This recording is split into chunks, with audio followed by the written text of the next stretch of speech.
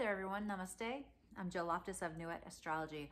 Welcome to this video that is all about astrology for holiday planning.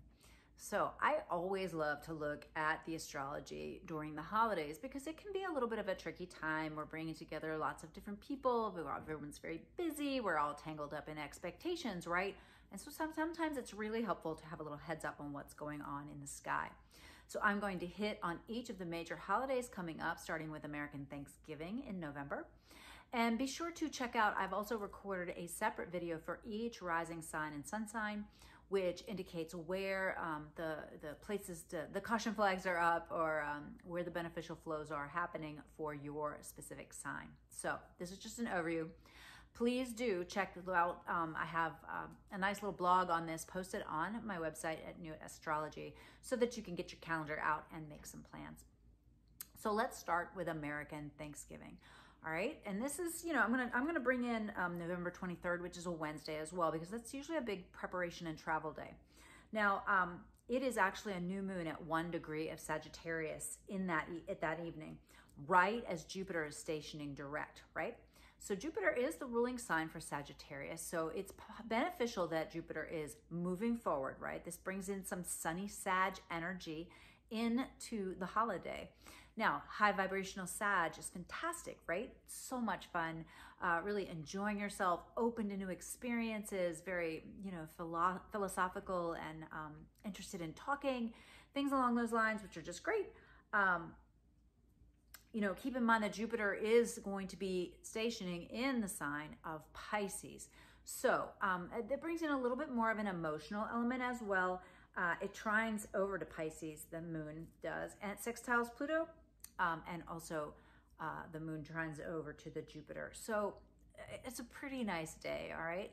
But just keep in mind, with all this Sagittarius energy, both on Wednesday and Thursday, Sagittarius is also a sign that can really go to excess, right? And so that's the one thing I would caution you. I would caution you about excess, whether it's eating too much or drinking too much or just taking on too much and just deciding you're going to make all 7 side dishes, right? There could be this kind of go for it optimism. So, tangle it back a little bit, don't go overboard. And keep in mind that Sagittarians are well known for speaking their mind and maybe being a little too honest or a little too blunt. So during these couple days, really watch that whole putting anything you say through the filter of, is it kind, is it true, is it helpful? All right. Now on Thanksgiving Day, that moon is going to come together. It's going to touch both Venus and Mercury. This is really going to give us a lot of emotions, a lot of desire to express, to talk. So keep that Sagittarius mouth caution.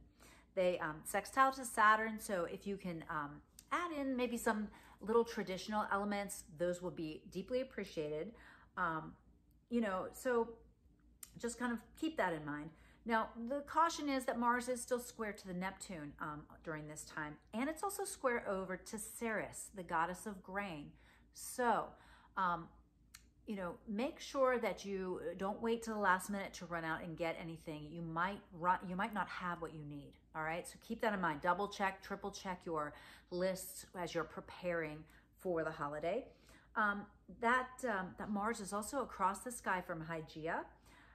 And so with that Mars squaring the Neptune, it might be really easy to get distracted. It might really be easy to, have some slip ups in the kitchen, maybe, cut yourself or something like that just because you're kind of distracted and you're busy talking and da-da-da-da. So, take the time to slow things down a little bit and focus and make sure you procure everything that you need before that day, right? You don't want to wake up that day and be like, I need so-and-so. You're going to go to the store. It's going to be gone, right? So that is your Thanksgiving forecast.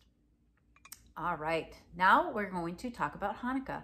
So Hanukkah this year begins at sundown on December 18th, which is a Sunday, and lasts until December 26th, which is a Monday. So we begin Hanukkah with the moon in Libra. It's going to be void that evening, and then move into Scorpio. All right, so with the moon void, a wonderful spiritual time and things, but if you're trying to get things accomplished, get things done, it can be a little tricky. Another thing to keep in mind is that we're coming up on a Mercury retrograde at the end of December. So if you're going to do any gift purchasing, things like that, especially electronic things, get it done before. the beginning of December, right? Get all that taken care of. There could be a lot of potential issues if you wait until the middle of the month in order to prepare for the holidays.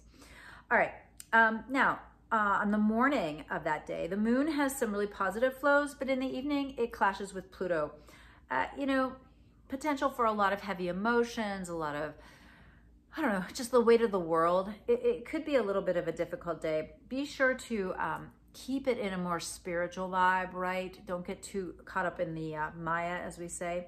There is a nice aspect from Mars and Gemini to Chiron, so I am really seeing this as like an ancestral healing vibe. So definitely tap into healing and helping as we begin the week.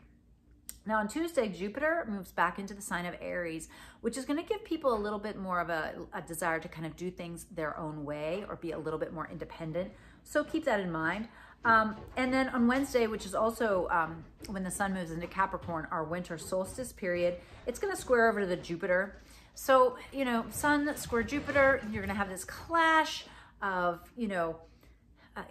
kind of a patriarchal clash, kind of like I want to do it this way. I want to be on my own, but no, it's been done this way. Historically, it's done this way, right? That Capricorn kind of heaviness, right? So make sure you give that, like, the nods that you need to the ancestors, to the patriarchs, and be aware that they might be a little bit more tender when you get into that day. All right, which is Wednesday. All right, Thursday, there's a lovely flow from the Venus in Capricorn over to the Uranus in Taurus. So I think that will add some sweetness to that tense sun aspect. So Thursday might be a little bit, I don't know, a more harmonious day for gatherings. The sun is also squaring Ceres all week, and Jupiter's across the sky from Ceres all week. So problems procuring the foods that you might want to serve, problems with maybe even with some health issues. You just want to make sure that there's nothing going on, not necessarily health issues. That was not what I wanted to say. It's more like, it's like you want to serve X, Y, or Z, and then it's unavailable. Traditionally you've done this, but then you can't get it, right? So there could just be some issues around food. So stock up early. This could also bring some issues between fathers and daughters, kind of this, again, back to this patriarchal kind of thing, because Ceres is also Demeter, right? The mother of Persephone, who gets taken into the underworld. And so there could be these kind of clashes that occur kind of generationally. So keep that in mind for that day as well. All right. Friday the 23rd is a new moon at 1 degree of Capricorn. It's at 5:17 in the morning. It squares over to Jupiter, which is newly in Aries. So this could be, again, clashes over rules, over tradition, things along those lines. So make sure you have I wouldn't, this is not a week to kind of plan anything kind of on the fly or spontaneously. This is a week that really will benefit from some pre-planning and preparation for sure. All right, Saturday the 24th, the moon is still in Capricorn. It's going to touch Venus. It's going to touch Mercury. It also sends nice information, nice blessings over to Neptune, but then it's going to touch Pluto. All right, and so wherever the Capricorn is, it's going to really benefit from being Saturnian, from following the rules, from making the plans and sticking to them. The 25th is a Sunday. Moon moves into Aquarius. It's going to really send a nice energy over to Jupiter and then trine to the Mars. This is more forward thinking, a better day for group events, in my opinion. And then the last day is Monday, the 26th. We've got, it's a more difficult vibe, definitely on Monday. Sunday has a nicer vibe to it. The moon is going to clash with Uranus and Taurus and then touch Saturn, right? So a little bit heavy. Again, you've got to pay Saturn homage all week. And so do the work, do the pre-prep. Our next holiday that we're going to look at is the winter solstice on December the 21st. And yes, just quick aside, I'm filming this on a different day, and so I look different. It's been a busy cycle for me, so thank you for your patience. The winter solstice is always when the sun goes to 0 degrees of the sign of Capricorn. It takes place on a Wednesday this year at 4:48 p.m. on the East Coast.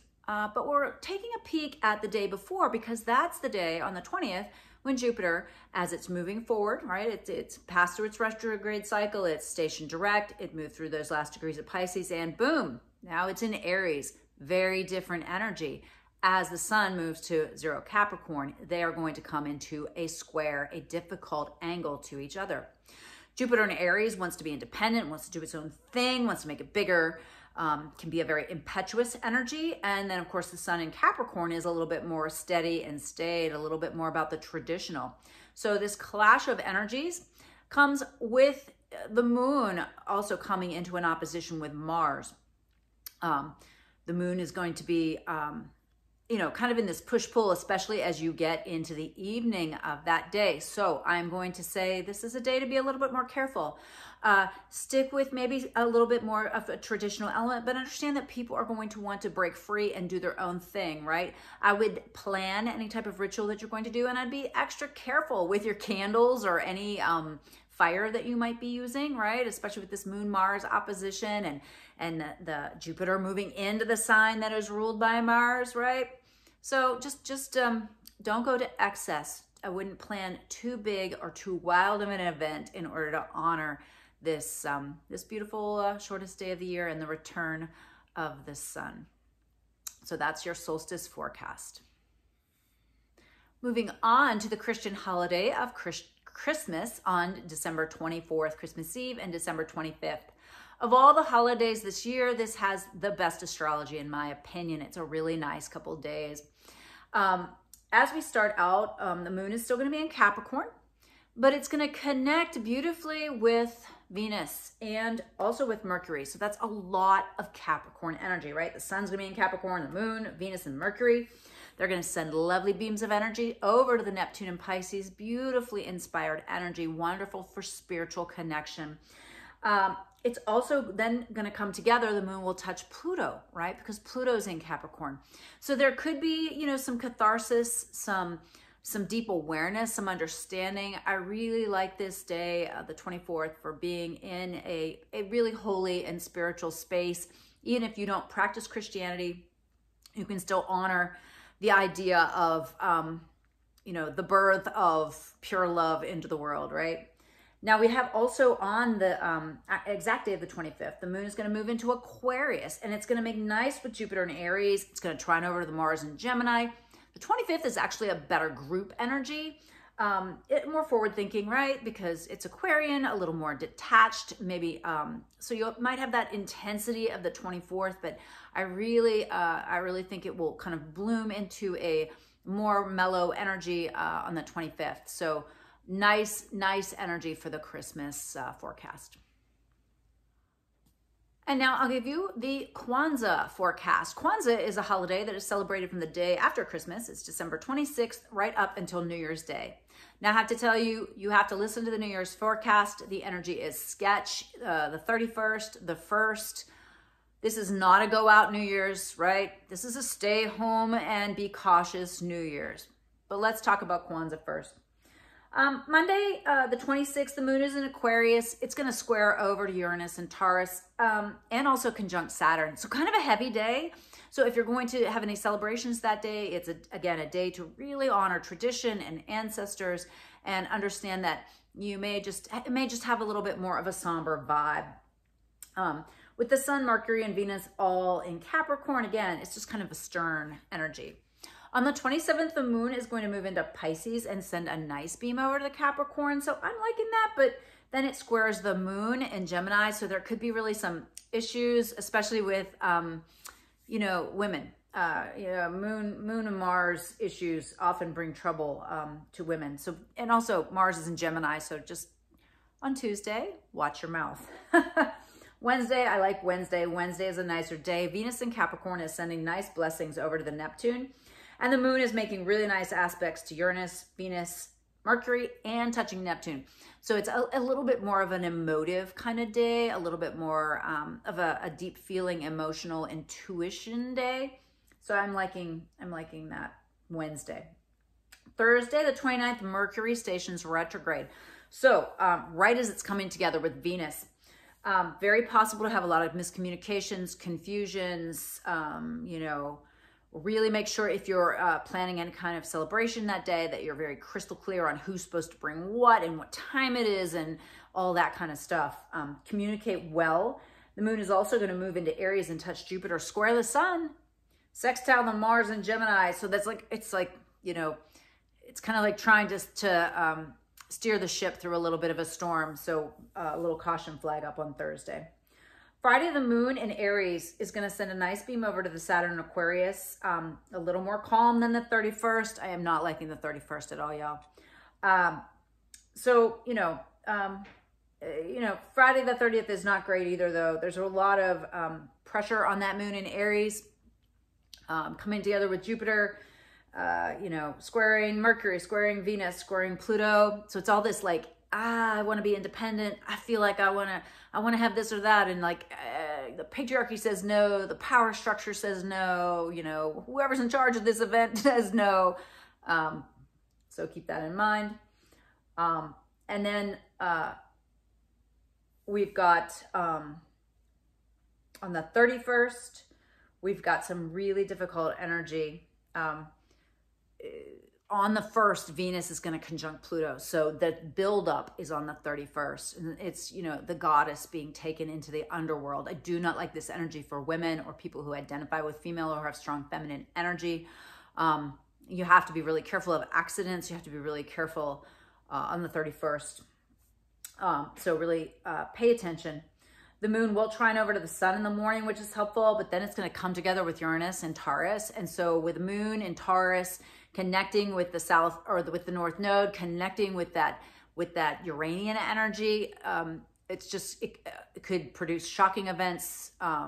So I would operate just with a little bit more awareness, a little less, you may have some spontaneous possibilities, but vet them to make sure that you don't get taken into the underworld in any possible way. It's a somewhat difficult energy to navigate. And if you don't identify with female, even though, we all have a feminine side to us, Venus represents resources, money. And so it could be a more expensive weekend than you expect, or you might, have problems or, I don't know, it just might not align with your value system. So I want you to sit down very clearly for your Kwanzaa celebrations and to just decide what's going to really be fulfilling for you so that you can enjoy the holiday. And we get to New Year's Eve and New Year's Day. And if you listen to the Kwanzaa forecast, then you know that these are a tense couple days. I really do hope that you look at how you want to symbolically wrap up 2022 and symbolically launch 2023, all right? It matters. It matters what you choose to do. It matters who you choose to spend that time with. And I want you to set really good boundaries and keep yourself safe. Now, the moon is going to be in Aries, all right? And I have a natal Aries moon, so let me tell you, it's just not always the best placement. It's a very headstrong vibe. It's a very, I want what I want when I want it kind of vibe. It's going to square all those Capricorn planets. It's going to square Mercury. It's going to square Venus. It's going to square the sun. It's going to square Pluto. I mean, it's just not ideal. Right after midnight, Venus conjuncts Pluto as well. This is the goddess, again, being taken into the underworld. This is love, beauty, femininity, values being dragged into Hades, all right? This is not a positive energy. Ladies, people who identify as female, sensitive people everywhere, you need to be careful, all right? You need to be careful of where you are and who you're with, and watch out for what you're consuming and make sure it's what you want, all right? This is just a dangerous energy. I don't ever like Venus when she comes together with Pluto. But on New Year's Eve and New Year's Day, it's just, it makes me concerned. Now, that Taurus moon will trine over to the sun in the morning, which is helpful. And then it will come and hit Uranus and Taurus, which always can bring some shocking insights. And we have a trine from the sun over to the north node in Taurus, sextile to the south node in Scorpio. So that's kind of positive as far as intention setting, kind of big picture energy. And in fact, you might want to look back, where the nodes are right now, they were last there around 2003, 2004. What was going on then for you? Where can you see that there's some similar energies here? And maybe set your intentions for the new year around that cycle. But you know, I'm a big fan of the stay-at-home holiday celebration this year. Maybe you can hang out, have a quiet glass of champagne with the people that you love, and do a tarka, which is a review of the 12 areas of your life. I do one every New Year. I do one every astrological New Year, which is when the sun goes to 0 Aries, and I often do a brief one on my solar return, which is my birthday as well. So I'll have a guided Tarka video for you, so look for that coming up. Well, I hope you have a marvelous holiday season. I hope you still stay safe. I hope you stay well. I hope you have positive family interactions, wonderful meals, just a season full of gratitude. And I'll make a quick plug for, I'm running a special for gift certificates for astrological readings for folks that will run for the month of December.